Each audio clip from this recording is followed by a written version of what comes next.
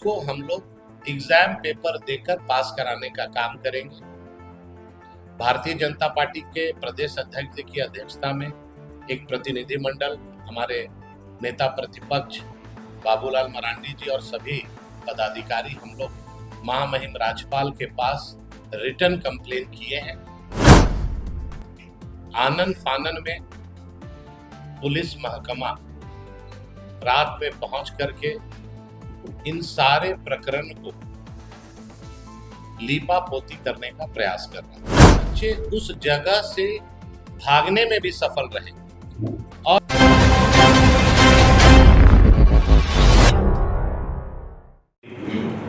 युवाओं के भविष्य में ये सरकार, कांग्रेस जेएमएम आरजेडी की जो सरकार चल रही है, इनके कार्यकाल में ये पहली घटना नहीं हुई है। जितने भी एग्जाम होते हैं, कहीं ना कहीं बच्चे जब जाते हैं एग्जाम सेंटर पे और जब लौट के बस में आते हैं तो व्हाट्सएप ग्रुप में चलने लगता है कि पेपर लीक हो गया।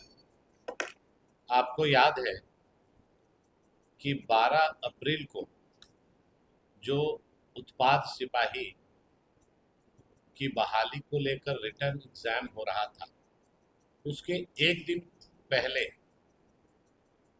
179 बच्चे तमाड़ के रणगांव में गिरफ्तार हुए। उनके साथ अतुल्य वत्स जो इंटरनेशनल गिरोह का सरगना है, वो भी वहां पर सशरीर उपस्थित था, वो भी गिरफ्तार हुआ। आनन फानन में पुलिस महकमा रात में पहुंच करके इन सारे प्रकरण को लीपापोती करने का प्रयास कर रहा है। मैं इसलिए ये बात कह रहा हूं कि अगर आप ध्यान देंगे कि एग्जाम सेंटर से जो बरामद पेपर या प्रश्न पत्र या मोबाइल के गैजेट्स में जो क्वेश्चनेयर थे, सरकार के इशारे पे पुलिस प्रशासन ने कहा कि ये पेपर लीक नहीं है।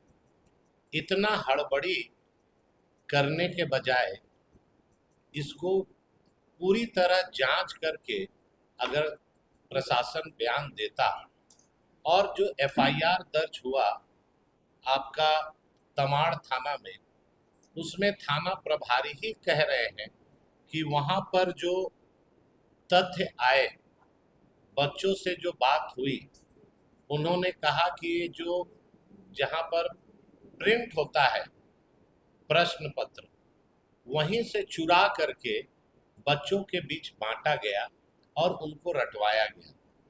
दोनों चीज में विरोधाभास है।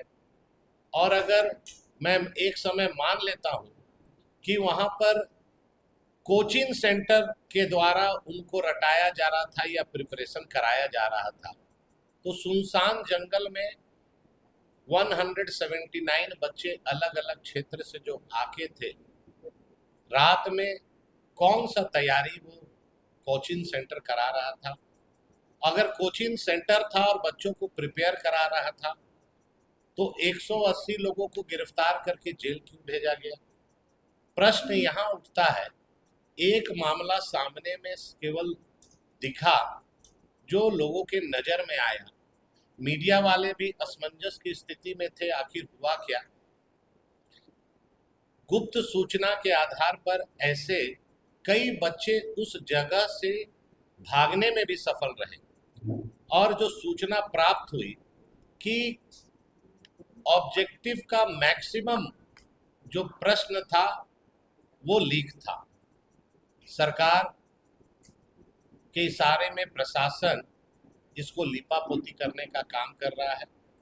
और मेरा ये मानना है कि ये जो गिरोह है, सरकार स्पष्ट करे कि किस एजेंसी को इन्होंने हायर किया था एग्जाम कंडक्ट कराने के लिए, उसका खुलासा करे।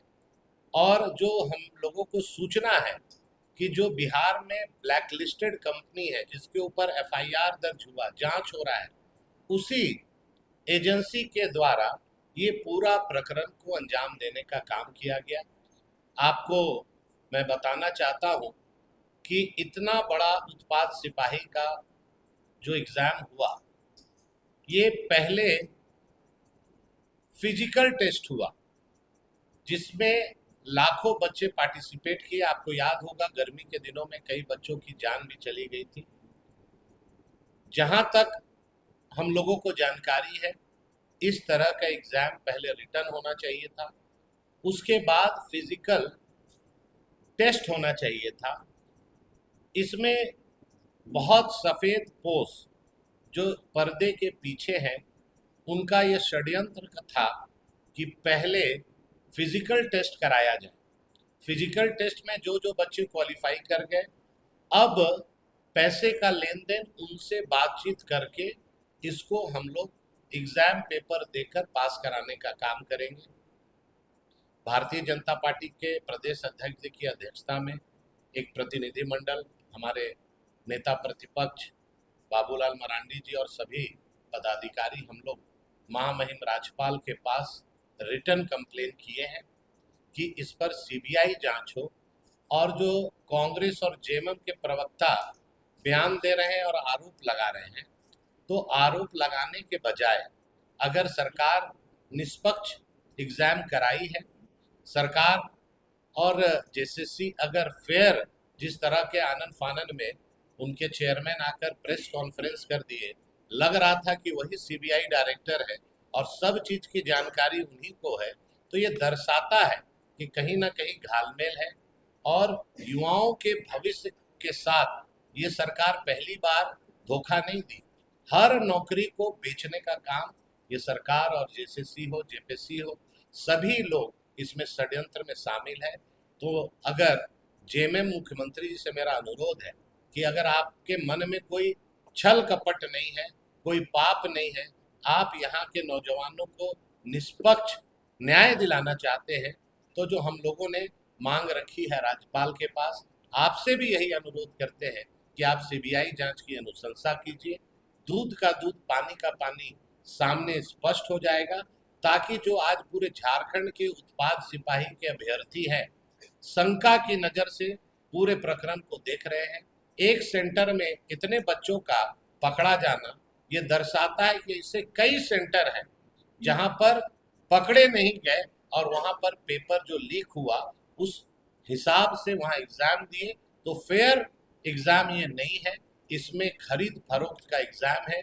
जो बच्चे पैसे देकर पेपर खरीदे वो क्वालिफाई करेंगे। जब ये रिजल्ट आएगा तो आप भी देखेंगे कि इसमें मेरिट में आए हैं या पैरवी में आए हैं या पैसे में आए हैं। इसीलिए मेरा मानना है माननीय मुख्यमंत्री जी इसमें स्पष्ट करें और सीबीआई जांच का हम लोग आग्रह और अनुरोध करते हैं नौजवानों के भविष्य के लिए। और यही मेरा आपसे निवेदन है कि इस विषय को गंभीरता से आप लेकर के झारखंड के युवाओं के भविष्य को ये सरकार साकार करे और उनके साथ न्याय हो। अमित मंडल। और सरकार को फटकार लगाकर सरकार से ये पूछा है कि आपकी पुलिस एजेंसी ही इन्फॉर्मेंट बन जाती है और इन्फॉर्मर बन जाती है, दोनों काम एक ही एजेंसी कैसे कर रही है? यानी कि पेपर लीक की घटना हुई, इसकी भी सूचना पुलिस ने एफआईआर में डाला और जो गवाह होते हैं उसकी भी सूचना पुलिस के ही कर्मचारियों ने जो है जांच क्रम में किया। यानी कि इंफॉर्मेशन भी हम ही देंगे और उसके बाद गवाह भी हम ही बनेंगे। ये यहाँ की झारखंड पुलिस कर रही है। इसका मतलब साफ साफ है कि झारखंड पुलिस कहीं ना कहीं कुछ ना कुछ छुपा रही है और ये छुपाने का मतलब है कि ये एजेंसी के माध्यम से जो सीटों का बंदरबांट हुआ है, चाहे वो प्रशासनिक स्तर पर हो चाहे वो राजनीतिक स्तर पर हो, कहीं ना कहीं वैसे लोगों को बचाने के लिए बच्चों की गिरफ्तारी जो हुई है उसमें पर्दा डालने का काम झारखंड पुलिस कर रही है। यह झारखंड पुलिस ने सीजर लिस्ट जो बनाया, ये सीजर लिस्ट को आज तक जो है कोर्ट में पेश नहीं कर पाए। ये झारखंड पुलिस की कार्यशैली है। आप ही के कोई मीडिया कर्मी सेंटर पे गए और सेंटर पे जाने के बाद उनको फेंका हुआ वहां पर क्वेश्चन पेपर मिला, तो आप बताइए कि इस सरकार की पुलिस जब विभाग छापा मारती है कहीं पे तो ऐसी सूचनाओं को यत्र तत्र फेंक देती है, तो सीज करके क्या लाई और क्या क्या चीजें सबूत के तौर पर लाई, ये सरकार को स्पष्ट करना चाहिए। मुझे कहीं ना कहीं लगता है कि झारखंड पुलिस चीजों को छुपाने का काम कर रही है, ये सरकार चीजों को छुपाने का काम कर रही है।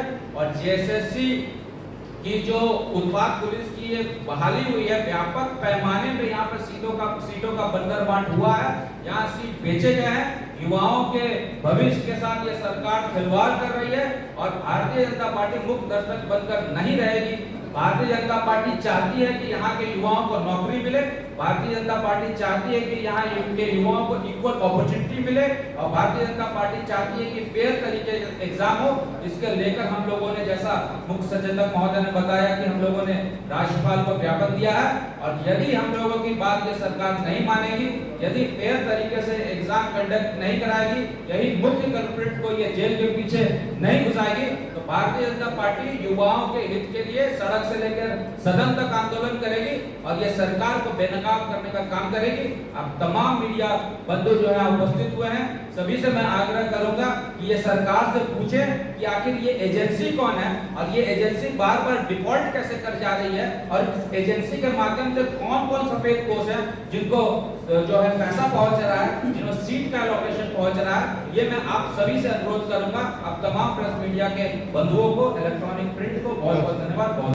परीक्षा फल को लेकर हुई है कि हम लोग ना सिर्फ जेएसएससी उत्पाद पुलिस की सीबीआई की जांच की मांग कर रहे हैं, हम लोग विगत 3 साल में इस सरकार में हुई तमाम वैसी एग्जाम्स जो विवाद पे रही, चाहे वो जेपीएससी का हो या जेएसएससी का हुआ हो, हम ना सीआईडी पे यकीन करते हैं, ना राज्य के तंत्र पे यकीन करते हैं। हम सिर्फ इतना ही चाहते हैं कि अन्य राज्यों की तरह जिस प्रकार से जो विवादित एग्जाम हुई है उसकी सीबीआई जांच की अनुशंसा राज्य सरकार ने की है। यदि आप सही मायने में युवाओं का हित चाहते हैं तो सीबीआई की जांच के लिए